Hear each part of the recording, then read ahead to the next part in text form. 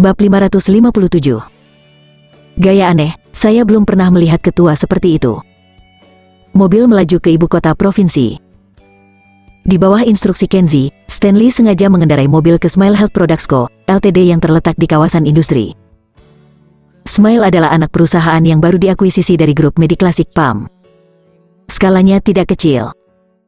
Itu selalu menjadi perusahaan terkenal yang dihormati dengan produk menguntungkan yang fokus pada minuman kesehatan. Di bawah instruksi Kenzie, Stanley tidak mengemudikan mobil ke gerbang pabrik Smile, tetapi mengelilingi dinding halaman di sekitarnya, berputar perlahan, memungkinkan ketua Kenzie untuk mengamati operasi perusahaan secara perlahan dan juga cuaca pabrik. Seluruh perusahaan Smile menempati area seluas 4 atau 5 lapangan sepak bola. Ada gedung kantor perusahaan 5 lantai di dalam dinding halaman, dan 5 bengkel berjajar rapi berdampingan. Melalui dinding halaman seperti pagar, Kenzie juga melihat kantin staf, ruang kebugaran staf, dan bahkan jalan dalam di mana orang datang dan pergi, dengan outlet telekomunikasi, toko pangkas rambut, supermarket staf, dan fasilitas nyaman lainnya. Pada saat ini, tepat sebelum waktu pulang kerja, di gerbang utara dan selatan pabrik, kerumunan gelap karyawan pria dan wanita keluar dari halaman. Beberapa mengendarai sepeda, beberapa berjalan kaki, tetapi tidak banyak orang yang mengemudi. Kenzie melihat dengan kasar diperkirakan perusahaan Smile ini memiliki setidaknya beberapa ribu karyawan. Brother Kenzie, apakah Anda ingin mengendarai mobil ke halaman dan melihat-lihat? Stanley, yang mengemudi, berkata ketika Kenzie mengamati perusahaan Smile secara rinci. Tidak perlu. Kenzie menggelengkan kepalanya, berpikir bahwa akan lebih baik hanya berjalan-jalan beberapa kali di luar. Karena mobilnya sangat menarik perhatian. Itu adalah Rolls-Royce Phantom seharga 20 juta yang dilengkapi khusus oleh Wadil Jordan untuk ketuanya. Jika mobil ini memasuki Taman Smile, pasti akan menarik banyak mata yang iri, dan akan sulit baginya untuk menyelinap ke penyamaran anak perusahaan ini dengan cara yang tidak mencolok di masa depan. Stanley mengangguk, mengendarai mobil ke jalan utama dan berkata, "Sebelum datang, Tuan Jordan secara khusus mengatur sebuah villa di ibu kota provinsi tidak jauh dari sini dan dapat digunakan sebagai tempat tinggal sementara Anda di ibu kota provinsi." Kenzie berkata dengan ringan, "Tidak, karena saya di sini, saya hanya akan menjadi karyawan biasa Smile. Tinggal di villa tidak terlalu baik. Saya melihat ada tanda untuk menyewa rumah di dekat taman barusan, aku akan menyewa sebuah kamar di sana." Stanley memandangnya dan membujuk, "Tapi Brother Kenzie, jika Anda menyewa rumah, kondisinya tidak terlalu bagus.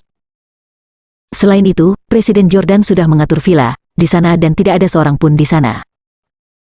Sika sangat tidak cocok untuk ditinggali. Kamu bisa pergi ke villa jika kamu tidak ada kerjaan dan kamu bisa beristirahat di villa. Aku bisa menelponmu jika ada apa-apa." Kenzie memberitahunya untuk berhenti dan ingin turun di sini.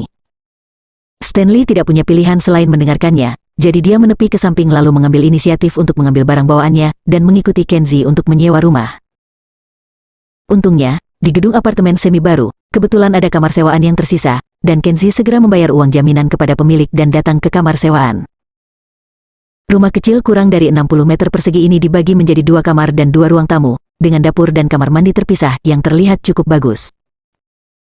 Stanley juga ingin tinggal di sini sehingga dia bisa mengurus kehidupan sehari-hari Kenzie, tetapi ketika dia mendorong kamar lain, dia menemukan bahwa pintu kamar terkunci. Bibi pemilik yang mengikuti menunjukkan ekspresi malu dan berkata, "Maaf, kamar ini tidak bisa disewakan. Kamar ini sudah lama ditempati oleh seorang wanita muda. Seorang pembawa berita stasiun TV. Dia biasanya makan dan menginap. Hanya pada Sabtu dan Minggu, dia akan bersembunyi di sini dan tidur." Setelah mendengar apa yang dikatakan pemilik rumah, Kenzie dan Stanley menyadari bahwa bibi pemilik rumah tidak menyewakan seluruh rumah kepada mereka, tetapi ingin berbagi dengan orang lain. Tapi itu tidak masalah, hanya berbagi sewa, berbagi suite dengan reporter wanita yang tidak sering datang ke sini. Kenzie tentu saja tidak akan mengalami ketidaknyamanan, tetapi Stanley hanya bisa pergi dan membiarkannya tinggal di villa besar yang disiapkan untuk Kenzie. Sore ini, Kenzie menetap di apartemen ini. Di malam hari, Kenzie bertemu dengan seorang pria berusia 30-an bernama Juan Baldwin di kedai teh di lantai bawah. Juan Baldwin telah bekerja di perusahaan Smile, dan sekarang menjadi wakil direktur departemen personalia perusahaan Smile.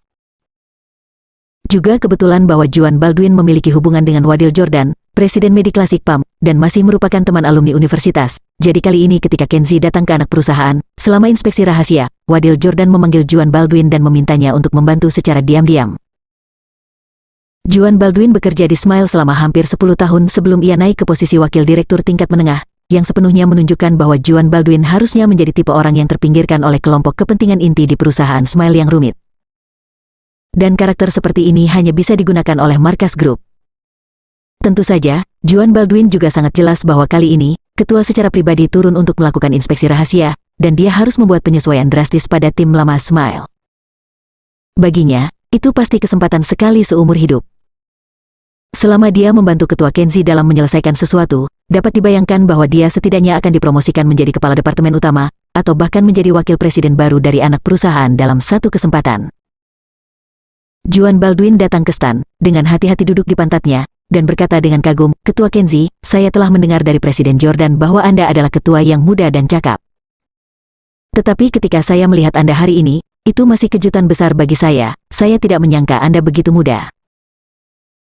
Kata-kata ini tidak semuanya pujian. Menurut kesan Juan Baldwin, seorang pria sukses dengan kekayaan luar biasa seperti ketua Medi Classic PAM, setidaknya harus berusia lebih dari 30 tahun, tetapi setelah melihat Kenzie, Juan Baldwin hanya bisa merasa sangat malu.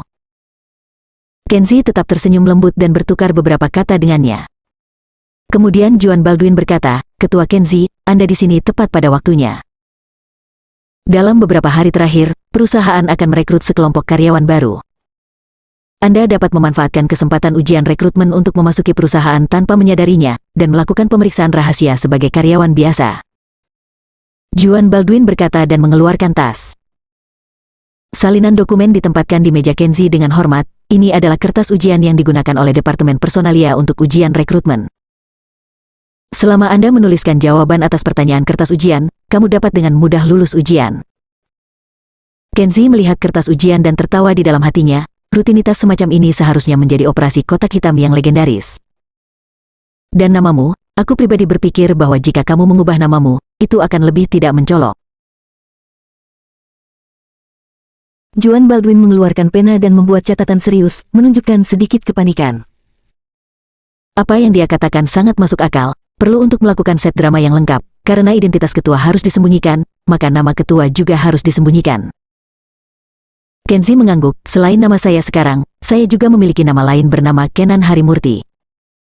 Selama waktu ini, saya akan menggunakan nama ini." Juan Baldwin mengangguk dan dengan hati-hati mencatat nama Kenan Harimurti. Dalam pemeriksaan dan rekrutmen baru-baru ini, dan pengarsipan personel berikutnya, nama Kenan Harimurti hanya dapat digunakan untuk mewakili identitas karyawan baru Kenzie. Keduanya berbicara lama dan membicarakan segala sesuatu yang harus didiskusikan. Juan Baldwin melihat arlojinya, mengetahui bahwa dia tidak bisa lagi menunda waktu istirahat berharga ketua Kenzie, jadi dia dengan malu meletakkan tas hadiah di depan Kenzie. "Ketua Kenzie, ketika saya pertama kali bertemu dengan Anda, saya tidak tahu hadiah apa yang harus disiapkan. Wadil Jordan satu alumni kampus dengan saya. Dia pernah berkata bahwa Anda merokok. Jadi saya memberanikan diri untuk menyiapkan beberapa batang rokok. Jika itu bukan rasa hormat, tolong jangan tidak menyukainya." Kenzie melirik tas hadiah setelah mendengarkan, dan ada 4 batang rokok berukuran rapi di dalamnya, yang semuanya adalah jenis rokok berkualitas tinggi lebih dari 20.000. Melihat senyum malu Juan Baldwin, Kenzie tahu betul bahwa gaji tahunan seorang wakil direktur Departemen Personalia tidak terlalu tinggi, dan cukup sulit untuk menghabiskan lebih dari 80.000 hadiah untuknya.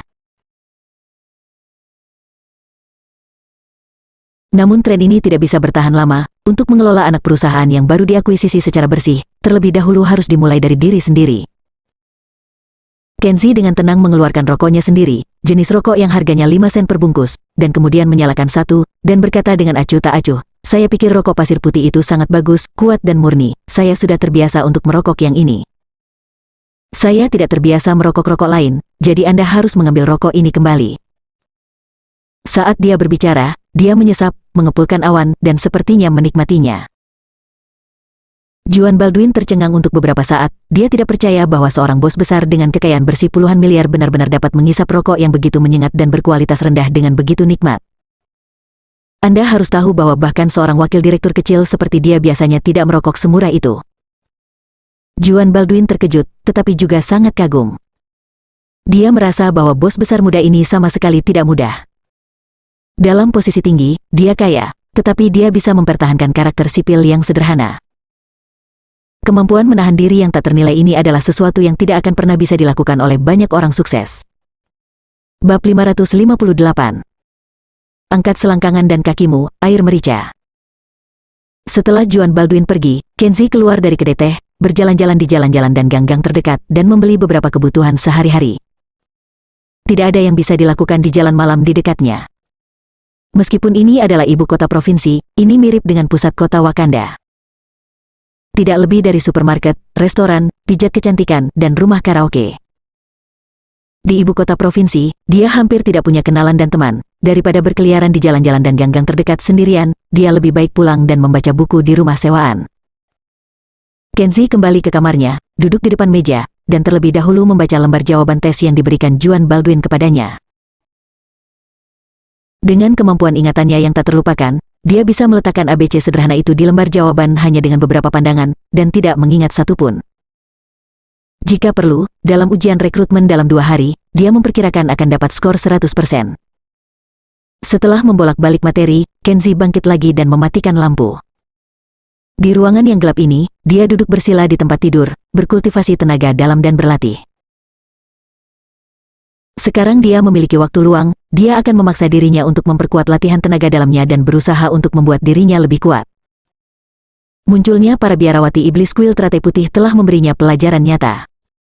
Di dunia ini, dia bukan satu-satunya orang aneh, ada juga banyak orang berbakat yang tidak bisa diprediksinya. Untuk menangkapnya hidup-hidup tentu saja, bisa dengan mudah membunuhnya. Hanya dengan menjadi lebih kuat dia bisa menjadi lebih aman, tetapi membuat diri lebih kuat bukanlah tugas yang mudah. Kenzie beruntung 2 minggu sebelumnya, dan merasa bahwa peningkatannya sangat terbatas. Kecewa, dia harus melepaskan napas dan membuka matanya. Dia tidak tahu apakah itu karena dia telah mematahkan tubuh polosnya, atau karena usianya telah melewati periode pelatihan terbaik, atau karena dia tidak memiliki guru yang baik untuk mengajarinya. Pertumbuhan keterampilan lambat dan sulit untuk ditingkatkan tidak peduli apa. Jika kemajuan pelatihan diikuti, Kenzie memperkirakan bahwa dia hanya akan dapat memasuki ranah transformasi setelah dia berusia 50 atau 60 tahun.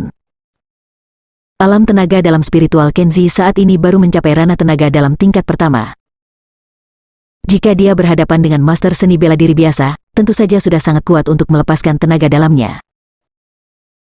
Tetapi jika dia menghadapi biarawati iblis di kuil teratai putih, terutama senjata ajaib aneh bel iblis, Kenzie tahu bahwa bahkan jika dia bisa membela diri, dia tidak akan tahan dengan metode iblis biarawati iblis itu. Cepat atau lambat, dia akan terganggu oleh lonceng kegembiraan yang aneh itu lagi. Tentu saja, fondasi Taoismenya tidak buruk, terutama mantranya, yang cukup untuk bersaing dengan banyak master yang lebih kuat darinya, tetapi sangat disayangkan bahwa mantra tersebut perlu meminjam barang-barang eksternal seperti kertas jimat cinnabar, dan banyak jenis mantra proses pembuatannya sangat rumit, dan seringkali perlu dipersiapkan terlebih dahulu. Ketika Anda menghadapi musuh secara tiba-tiba, musuh yang kuat tidak akan memberi Anda cukup waktu untuk membuat mantra, dan hidup dan mati sering dalam bahaya. Kenzie menghela nafas diam-diam, mengetahui bahwa satu-satunya cara adalah meningkatkan energi spiritual di gua semedi sesegera mungkin. Dia mengeluarkan ponselnya dari bantalnya, mencari berita di internet, dan ingin melihat apakah ada bahan obat berkualitas tinggi seperti yang muncul di mana saja baru-baru ini. Ini akan sangat membantunya. Sekarang, satu-satunya bahan obat yang efektif yang dia miliki di tangannya adalah ginseng liar yang berusia ratusan tahun, yang dia dapatkan secara tidak sengaja dari seorang lelaki tua yang mengumpulkan ramuan terakhir kali.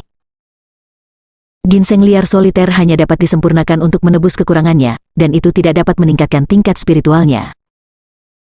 Dia melihat ponselnya dalam kegelapan, seperti mencari jarum di tumpukan jerami, membolak-balik halaman berita halaman demi halaman, tetapi dia tidak melihat informasi tentang ramuan obat untuk telur. Pada saat ini, pintu berderit datang dari ruang tamu di luar kamar, diikuti oleh suara sepatu hak tinggi seorang wanita, dari jauh ke dekat, sepertinya melewati pintunya dan berhenti di ruang tamu. Kenzie dapat mendengar dengan jelas di dalam ruangan. Wanita itu menyalakan TV dan mungkin sedang duduk di sofa. Dia melihat waktu yang ditampilkan di ponsel, sudah lewat jam 2 pagi. Diperkirakan wanita di luar adalah orang yang bibi pemilik katakan sebelumnya. Pembawa acara TV wanita yang biasa datang ke sini kembali ke rumah sewaan di tengah malam. Kenzie memikirkannya dan merasa bahwa dia harus keluar dan menyapanya. Bagaimanapun, dia akan menjadi tetangga bersama di masa depan, dan itu seharusnya baik jika dia keluar untuk bertemu.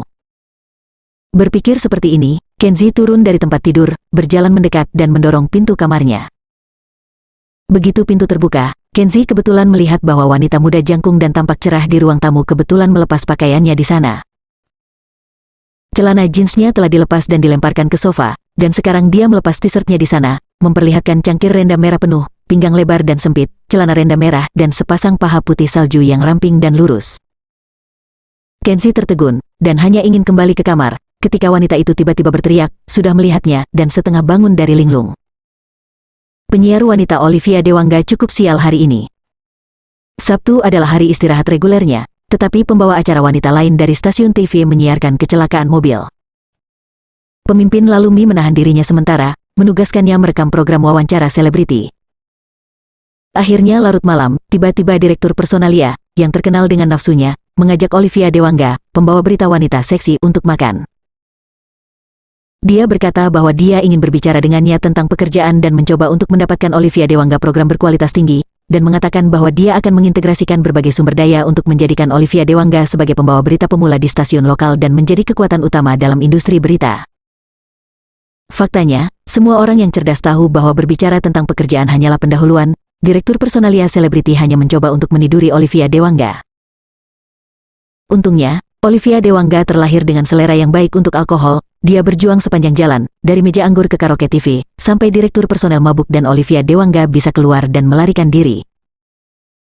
Tapi dia tidak pernah membayangkan bahwa hanya ketika dia lelah dan santai ingin menanggalkan pakaiannya dan mandi, seorang pria aneh tiba-tiba muncul di kamar tanpa alasan. Seperti menikmati pertunjukan strip lift pertamanya.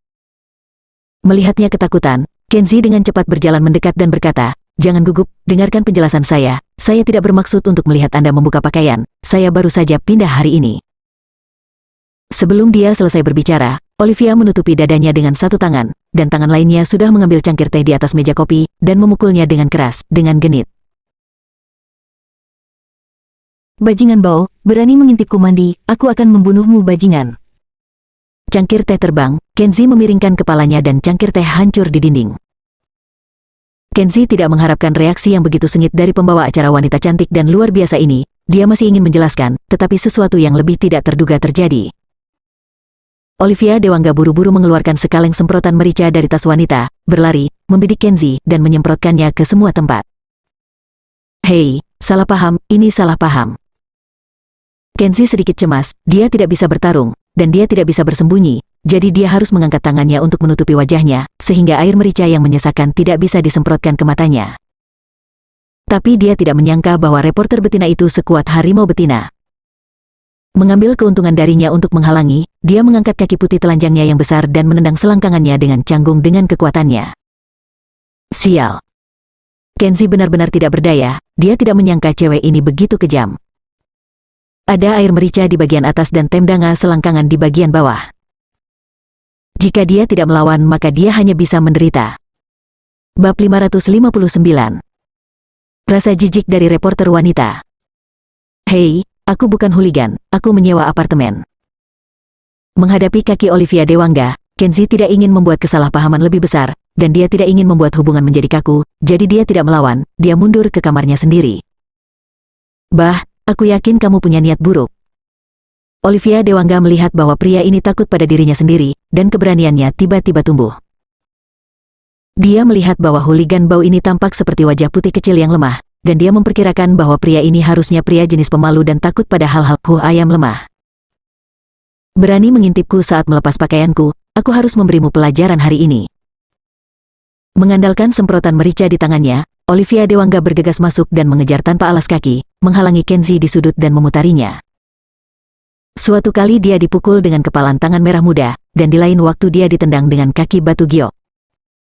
Selama memutar, Kenzi meraih tangannya dengan erat, dan tiba-tiba berteriak, "Jangan memukul, kamu terus bergerak, dan tudung penutupmu telah jatuh."